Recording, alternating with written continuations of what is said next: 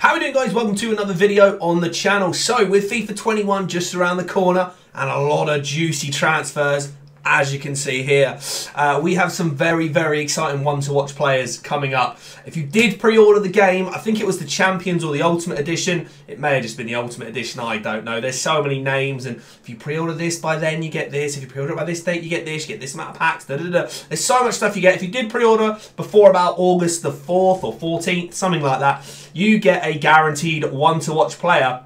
And we're going to take you through 10 of the most exciting players I think we're going to see this year. We'll start with Kai Havertz and Alan, who have just moved to Chelsea and Everton, respectively. Now, Everton have signed an interesting midfield. If they finish it off, they could have Alan, James Rodriguez, and Decore as a midfield three. That could be insane. But let's start with Havertz. He started out as an 84, or he may start out as an 84 this year on FIFA 21. I don't know. I think he could probably go up quite a bit. Had quite a few different cards. Got into Team of the Season. Had a fantastic year at Bayer Leverkusen. So I firmly believe he might go up to about an 86. He's going to be one of the stars of Chelsea's team going forward this year. I've already knocked my headset out because I'm so excited for this. I think he's going to be an even better card, an even higher rated one. If he does keep, he did have 5-star weak foot at one stage and 4-star skills. He's a very good player, high medium work rates usually. He's a great playmaker. I do believe he's going to be an expensive one to watch. I think he'll feature quite a lot for Chelsea. Him and Timo Werner obviously linking up. Both German, both been playing in the Bundesliga for quite some time now together and against each other. So it's going to be an interesting one. I do think he's going to be a very good player to watch. I expect him to be very expensive, but I think he could get quite a few informs as long as he settles quite well this season. On to Alan. He didn't have a great season at Napoli. I know a lot of people did sort of slate him a little bit and said he didn't really have a great season. So I can imagine he might drop down to an 83. I don't know this because I haven't watched a lot of Italian league football, don't get to watch a lot of Napoli play. I doubt he's going to stay as an 85 because that's a very high rating, but he could be a great, I say starting player depending on his price and his rating, but he could be a very good player for a defensive midfielder for your Premier League teams if you're going to go that way. Great defender, great physicality. He's got a fair bit of pace for central midfield, which is alright, and he can kind of do a bit of everything. He's not great at shooting, but he's normally a holding midfielder, medium high work rates, so he'll be definitely someone to watch going forward for Everton. Will he get a lot of informs? Probably not, so I wouldn't advise necessarily picking him up, because if he does come in, he's playing a defensive midfield role, not going to get forward. I think Everton sold Schneidlin, so I'm guessing he's going to be almost a direct replacement / upgrade. He's going to be that holding midfielder. Although he's a great player, and he was good at Napoli in the past, and he had a few informs and whatever in years gone by. I don't think he's one of those players. He's a good player in real life, but he's not your he's not your upgradable player. He's not someone you'd put in your fantasy team because he's not going to score a lot of points. He's not going to score a lot of goals. He's not going to create too many assists, but he's going to be there and he's going to do a good job. The next two I have for you, we're going to go a little bit out of the Premier League as well here with Leroy Sané, but Nathan Ake. Now, Nathan Ake was, I would say the star of Bournemouth's defence, but, Bournemouth got relegated. They didn't have a great season, did concede a fair few goals. But Ake was a pretty good defender for them despite all this. He's a fantastic young player. He's going to do well if he gets game time at City. The problem is, will he get informs and will he get game time? Now, as a one-to-watch card, you'd imagine, these aren't all guaranteed one-to-watch players, by the way. These are just some of the biggest transfers. They haven't been confirmed as getting a one-to-watch card, but I really hope they do. Ake, he's normally a pretty pacey defender, good defending, not the most physical, and I think he's only about 5'11", which is the same as me.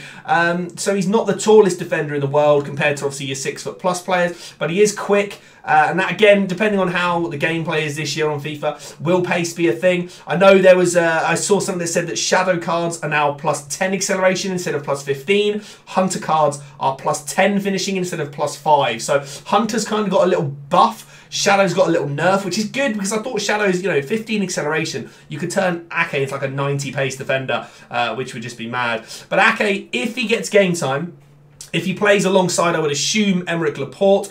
Again, depends how Guardiola's going to play. Is he going to play sort of 3 at the back with the wing backs? Is he going to play a flat 4 at the back? The thing with City is you never know what is going to happen. They've spent millions and hundreds of millions on defenders in the last few seasons. I'd anticipate Walker being in there, maybe even Cancelo. I guess Laporte will be in there at centre-back, but I don't know.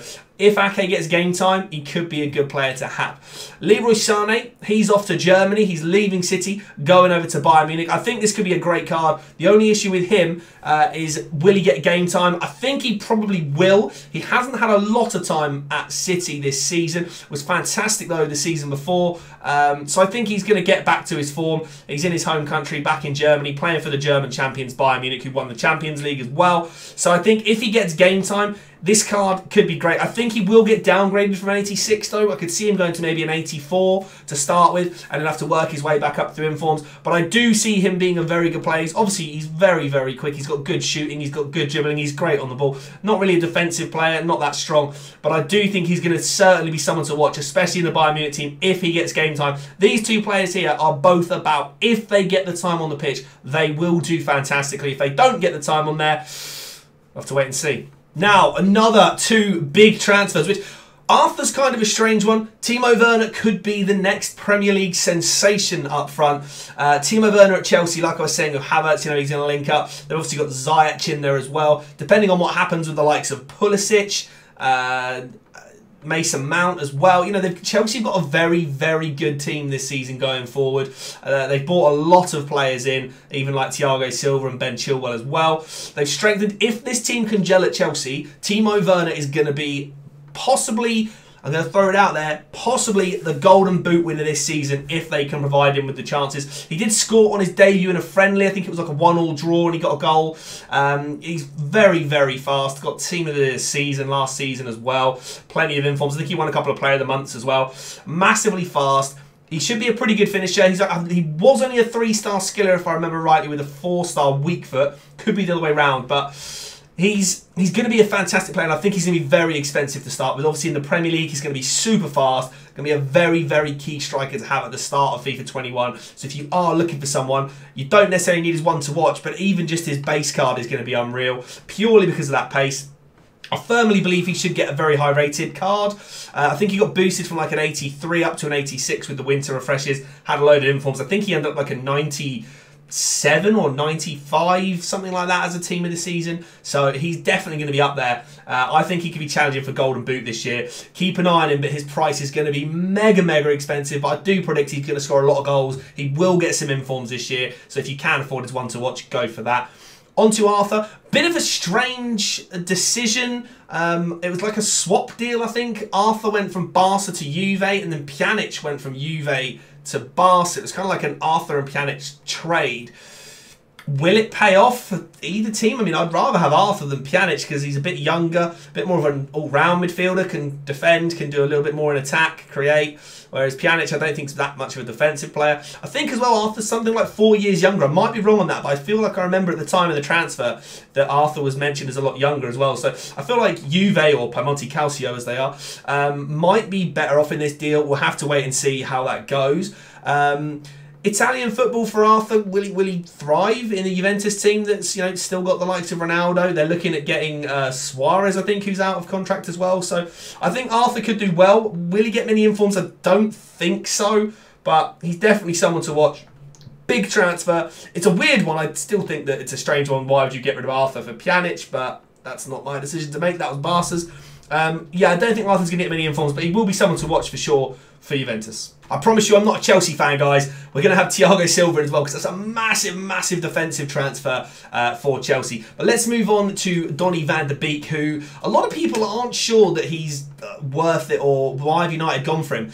He didn't necessarily get a lot of contributions in terms of goals and assists at Ajax, but he was one of the key driving players of that team all season that has outperformed and done so well. I think when it was like the Champions League semi-final run they had as well, he was a key figure in that. So I don't know too much about Donny van de Beek myself, but if he gets game time at United, it depends what United do because they've obviously got Bruno, who's been a revelation. They've still got Pogba in there. They've got Rashford, Martial and Greenwood.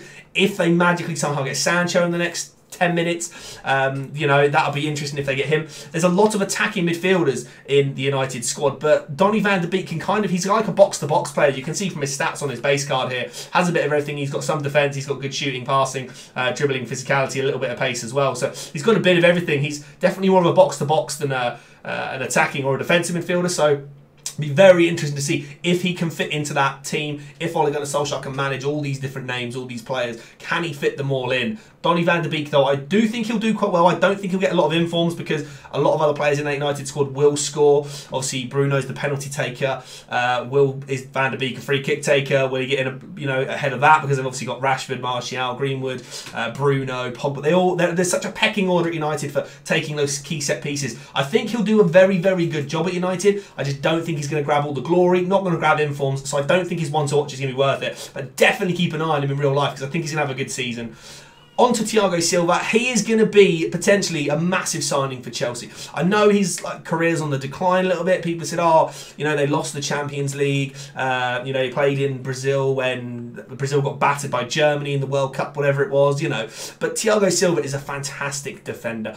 I don't know how he's going to cope in the Premier League. Obviously, he's been playing in France for a little while, but he's been at massive, massive clubs all of his life. Obviously, been playing in the Brazil national team for a long, long time. He's kind of like a captain sort of player as well. He's a leader, a born leader. He'll organise that Chelsea defence. I'm assuming it's probably going to be Thiago Silva and Rodrigo at centre-back. I don't know if Silva will get many informs, but I do think Chelsea are going to have an insane season if they can gel all these players together. It's all about gelling that team together for me at Chelsea. If they gel it together well, do I throw it out there?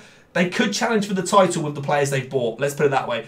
I don't know if they're going to gel them in quickly enough, and I don't know if they'll challenge for the title in their first season as a new sort of squad. But I think they've got a fantastic team. They're going to be up there. Keep your eyes on this card as well. Two more then, and I keep going with Chelsea because they've got so many players. Ben Chilwell, now he was like about 50 million, which I personally think is quite expensive. Obviously, he's English for the homegrown player. He's had a very, very good few seasons at Leicester. I just don't know if he's going to thrive. He's kind of the replacement, I would imagine, for Marcos Alonso as your left wing back, kind of getting up and down the pitch. He's obviously a good player.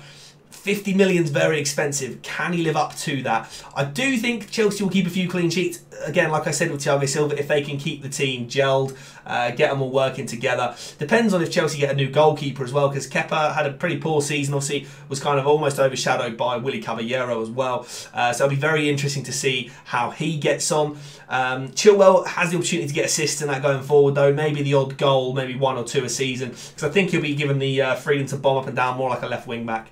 We go on to David now, who was, I think it was in the Danish league potentially. He did get a team of the season for the rest of the world team of the season, I believe. It was like a 95 rated. It was an absolute killer card in FIFA. Just impossible to link. I think it was Genk that he was playing for. I could be totally wrong with nation and team, so do forgive me if I'm wrong on that one. But he's moved to Lille now in the French league, so it's going to be an interesting one because he's an attacking player. His card here is down as a centre forward. His team of the season, I think, was a central attacking midfielder. He's very much an attacking force. Look at his defence, 25 defending. So he's got a little bit of pace about. An 81 pace would be great on a 74 rated card. He's obviously a good shooter and he's got a bit of dribbling as well. He's definitely someone to watch for the future. I don't know how he'll get on in the French league, how he'll do at Lille. We'll have to wait and see. It's going to be an interesting season. He's someone that's a bit more unorthodox, not one of your mainstream ones to watch, but he'll be someone to keep an eye on for sure. Now, last but not least, Rodrigo and Ziyech. This is going to be a weird one because I don't think Rodrigo's going to stay at an 83. He had something like 4 goals in La Liga this season for Valencia, or the season just gone. Not good for a striker in the Spanish league. Valencia were quite a big team back in the day. They've been yo-yoing a little bit lately. But yeah, only 4 contributions, so I do think he'll drop from an 83 quite severely. He could go to an 80 or maybe an 81. I think 80 if EA are feeling harsh. An 81 would probably be fair. If he stays at an 83, I would be shocked. 4 goals from a striker is pretty poor. He's going to be very quick though, so he could be a very, very, very useful starter player. Playing for Leeds, he's like their record signing, I believe. I think he only has 3-star weak foot from what I remember. He's left-footed, very left-footed. From what I remember on FIFA before. Yeah, very fast. His finishing should be fairly okay, I guess, and his dribbling's okay. Not really a passer, not going to be a defensive player at all. Not much physicality either. He's just going to be your cheap pace player to start with. But I say cheap with probably inverted commas, because if he has retained his 83 rating, he'll still be quite desirable. He's definitely someone to look out for a starter squad if you go in Premier League or Spain. Obviously, you can branch him into a Spanish league team very easily with the Spanish nation. So he's going to be someone to watch. He's going to be the main focal point for Leeds. Will he score a lot of goals? I mean, if it was anybody else and I didn't know about last season, I would say, you know, 10 goals maybe for a striker from a newly promoted team. But he only scored 4 for Valencia last year. So he may struggle. Maybe he will find his rhythm. Maybe Bielsa will get him hitting the ground running. Maybe he'll be an absolute sensation. Definitely someone to watch, because if he does play a lot and if he scores, he's going to get informs, he's going to get a boost, and he'll be a very good card to have. Over to Ziyech now, who's going to be, again, another key player for Chelsea. I just don't know how they're going to fit them all in. Havertz, Ziyech, Werner, Pulisic, that's already 4 players that are mega attacking. Obviously, they've still got Mason Mount, who had a great season last season. I just think Ziyech is going to be in there. I think he had a couple of cards last year. I think he had a team of the season that was about 94 and 95 rated, maybe even 96. Was one of the best players in the Eredivisie last season. So he's definitely going to be someone to watch. If he plays, if he gets a lot of game time, which again, it's a big if of Chelsea because we don't know what's going to be their formation they're going to settle with, who they're going to pick, who's going to play, who's not going to play. I'm very excited for Ziyech though. Him and Havertz and Werner, a little triangle potentially. Pulisic is in there as well somewhere. It's going to be a mad, mad season at Chelsea. I do think they're going to push for potentially top 2, maybe even for the title if they can, you know, gel the team together. If Liverpool have any slip-ups, Liverpool are going to look good, but Liverpool have only signed some very sort of averagey players that you wouldn't really know much about. I think they've got Tsimikas, who's like a left-back from Greece. Again, not going to change their team up too much because of Robertson, but they haven't really signed anyone major just yet as I'm doing the video. Maybe they will in the coming days, but I doubt it. I think the transfer window might actually be shut anyway at the time this video comes out. But Ziyech, yeah, I think he'll get a few informs. He played fantastically well last season in the Eredivisie. He got team of the season, like I said. Not the quickest, but he got a fantastic passing for FIFA, so he's definitely going to be someone to use on FIFA, I think. Do let me know if there's anybody else in the ones to watch that you guys are thinking of. There's the likes of Osimhen. I'm just waiting to see if maybe Sancho moves, anything like that. You never know. There's anyone else you want me to do a little review on for ones to watch. Do let me know. If you have enjoyed the video, do leave a thumbs up. Do subscribe. Leave some comments down below. And I'll see you soon for some more FIFA 21 content very shortly.